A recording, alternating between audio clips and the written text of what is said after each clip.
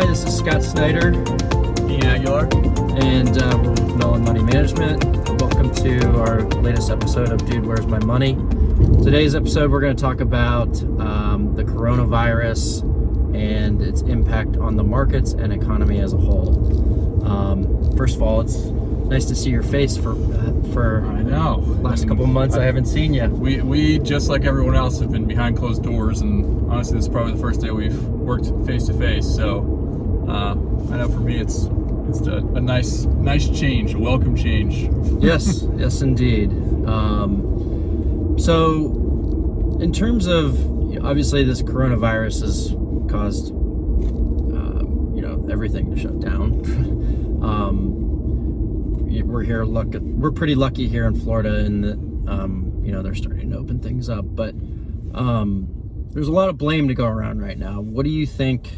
Do you think China should be held accountable for all this? I definitely think that's where it's, we kind of, from a market perspective, started feeling the questions floating around in January, and I do think that there's some level of questions that are being unanswered as to when it actually truly started over there, which is maybe has had a negative effect on our economy's ability to cope with the issues from the problem. So it's hard to, I think, create monetary accountability, but I definitely do think that from who created some of the issues at the onset due to lack of communication. This is a global economy, so communication between countries and on issues like this, I think, is paramount. Yeah, I think they withheld information for their own to almost slow down the rest of the world economies, because theirs was going to slow down because they had to shut everything down. Yeah. I think it was. How do you let people leave your country and fly to other countries knowingly when you see how truly deadly and easily spread the disease is? So yeah. I think there's a lot of countries out there, not just the United States, that are raising their eyebrows at the way China handled it. And I think that it could be a sign of a shift of things to come. We're going to probably start bringing manufacturing back here in the United States more, just because of the whole crisis that occurred with the PPE for doctors. And honestly, we rely on China for a lot of those supply chain breakdowns that occurred. So I see the United States and other countries around the globe maybe getting a little bit more protectionist. That's been a theme over the last couple of years too. So that'll only accelerate. And as much as it's a question whether or not, I guess theoretically, if they did withhold information or not, it's not a question whether the pandemic as a whole is having an effect on our economy. And that's for sure. And how we deal with it and how we come out of it now is the question, right? Is it going to be a V shape? Is it going to be a W type of recovery where we bounce up like we're kind of doing now, and then we go back down again? Or how does this progress forward? What do you think? That's a good question. I want it to be a V. It seems like it is right now, doesn't it? It does. Like it is. But part of me thinks it's going to be a W. It really is going to depend on how quickly we can get the economy moving again. And that means things like testing and how quickly we can adapt as a society to a lot of the new normals that are going to be occurring. People willing to wear masks. I think the fall is going to be telling. Hopefully it is a V. But I know that by and large, the CFOs that have been pulled across major corporations, 70% of them are concerned and putting some of their capital expenditures on pause. However, they are looking for investment opportunities at the same time. Half of them are looking for investment opportunities to better position themselves once the economy does recover. I mean, if you told me in the beginning of the year that this was going to happen from a from the pandemic standpoint, I wouldn't have told you that at the end of April or beginning of May that the NASDAQ actually is somehow positive. It's incredible to me that number's the truth. I mean, S&P 500, we're only down 9% and change. Yep. I just don't see how that lasts, especially with all of what you're talking about, right? Is that... Well, I think you're seeing a shift, and I think what this has done has accelerated the winners and losers in businesses right now. I think small businesses by and large are going to be more impacted by this than the large businesses, but those large businesses that have things like automation and robotics and things where they can really scale and do things without relying on skilled labor as much. Yeah. Those are the businesses that are making up the NASDAQ, honestly, and why 25% of the S&P 500 is now made up of technology companies. Mm-hmm. So I think there's a shift that's been going on, and that this has only accelerated it and exacerbated some of that. And I think it's also going to put those businesses, like the retail businesses out there, like Macy's of the world, and J. Crew, for instance, filed for bankruptcy. Yeah. Which, I mean, they're closed. A lot of your name brands are being filed for bankruptcy. You see that every other week or something. And I look at myself from a consumer standpoint. I don't see myself buying nearly as much stuff. I'm sure there are some people who maybe have been able to keep up with consumer spending by Amazon or what have you, but there you go. There's the NASDAQ kind of pulling that up by having the right type of setup. I think it's we've got a rough landscape ahead to be able to pull off accelerated growth that I think everyone was expecting in the beginning of the year. I think we're in for a slower recovery. Whenever that does occur, I think because it's going to be like a W, but I think once we are in the clear from a biological standpoint, there's a vaccine, there's drug therapies that are out there that can, reduce the death rate. Mm-hmm. I think at that point, then we start to see really businesses show confidence again and be willing to spend and invest. But there are still businesses that are doing pretty well right now. Netflix, Amazon, I mean, they're all benefiting from this, ironically. So there are some businesses that are going to come out stronger from this, and then there's going to be new businesses that come out from this too. Yep.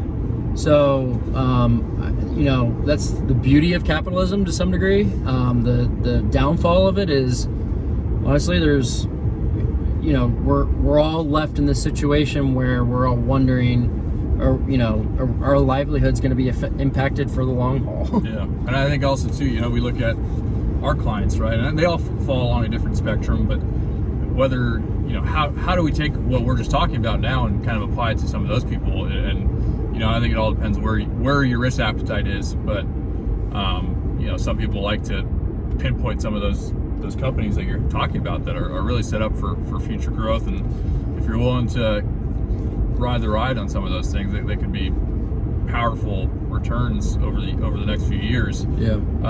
But at the same token, if you aren't on that risk appetite where you're willing to take on some of those individual company risk, sometimes playing it slow isn't a bad idea, because there is so much uncertainty. To your point, so much relies upon when does a vaccine come out, when does therapeutic drugs come out, and a lot of that stuff, we say it's great news to be able to say that we're all hoping. We're all hoping. Yeah, we're crossing our fingers, but we don't know. So nobody knows. But things are moving at a rapid pace. Just so people know, the fastest a vaccine has ever come out on the marketplace is 5 years. Yep. And we're trying to do it in 6 months to 18 months. Yeah. And the stock market really is, it's the way, it's almost works in a similar fashion that Vegas does, right? That as people think that the odds are getting greater and greater, the stock market rises, and that's what you see people think is happening, right? They feel that confidence coming on. You can definitely feel it day to day as the market continues to climb back to where it was before all this stuff started happening. So but just to clarify, investing in the market's not Vegas. Correct. You are investing in companies that actually are generating profits. And No, but I think my point. But it is a good analogy, yeah, nevertheless. Everyone's on the same boat, and that's kind of where the odds are trending, at least right now. So do you think the Federal Reserve and the government overreached?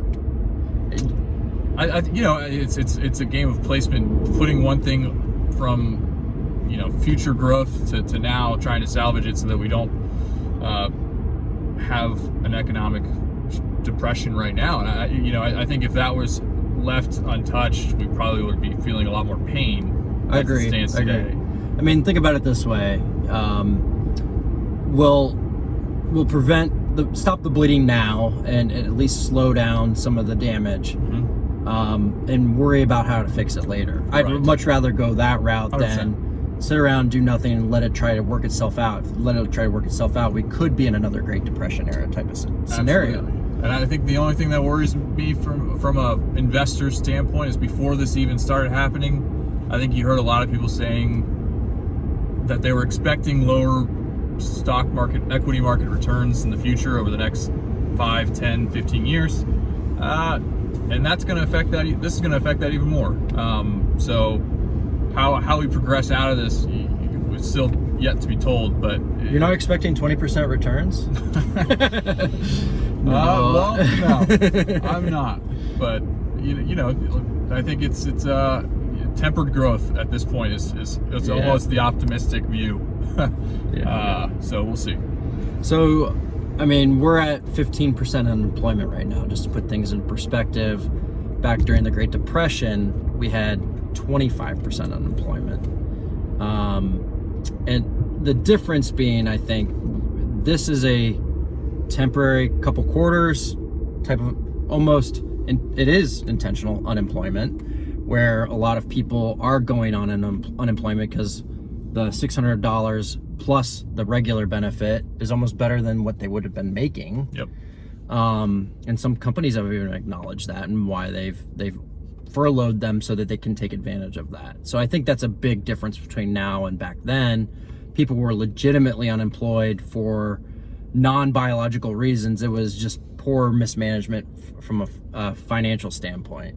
100%. Yeah, I mean, I think that's spot on. I think what a telling date will be July 31st, at least as of right now, when the extra $600 for unemployment fades off. So that's a date that I have kind of circled on my calendar, as to either we're going to see them extend that type of benefit even longer, which I think will be a tough ask of Congress, or you're going to start to see some motivated people to want to find some jobs, not want to collect the unemployment check they've had coming their way. I think it was a good way to make it so that people still have some money in their pockets, but I don't know how much longer I'd want to see something like that personally, but we'll see how it plays out. Yeah. I mean, I think really the benefit of what the Federal Reserve and the government doing, stepping in with the CARES Act, and just in general the Federal Reserve injecting money into all the systems out there, what allowed it to happen is the quality businesses to stay around. I mean, I think that was the last thing we wanted, is a business that otherwise would have been very successful to go under because of this. Right. And I think what you might see is, yes, there are going to be a lot more businesses shutting their doors than otherwise, but I think it was only accelerating probably poor management of those businesses, or just those are industries that are not necessarily in favor anymore. Yeah. So, 100% agree. I think that as we look into the future, I am optimistic. While I'm hoping for a V and saying that it's probably a W, I think at the end of the day, it's going to be a compressed, type of recession, not your standard long, drawn out recession. Right. And I think that's the positive takeaway from all of this, is we've got a government that's willing to work in coordination with the Federal Reserve to ensure that people that are looking to maintain their livelihood continue to do so. And we're gonna continue to adapt and learn as I think over the coming months as more information becomes available to us. But I think it's pretty incredible to see how quickly we've all come together on this. Yeah, I think the scars from 08 were so fresh that people wanted to make sure that didn't happen again. And then I think what's been great, to your point, is that people have acted quickly and come together as a country and making sure that we don't revisit that type of scenario. So Yeah. we've been lucky, and I think that's the positive takeaway from all this. Absolutely. And I think another thing that comes to mind is the population density. I think they're going to have to be strategic, and they already are. I mean, I think that's what you're seeing unfold here in Florida. We're opening up our economy a little bit sooner. The thought is, warmer weather, the viruses tend to die off, and hopefully, fingers crossed, that the summer makes this problem go away to a larger degree. I still believe, and after talking to other doctors and PhDs in this type of line of work, that it's probably going to come back in the fall.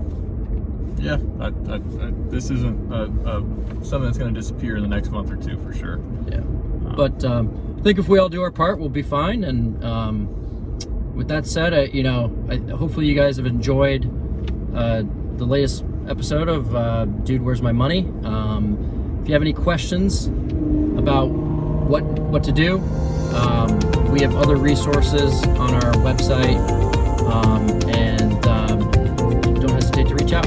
Thanks so much. Yep.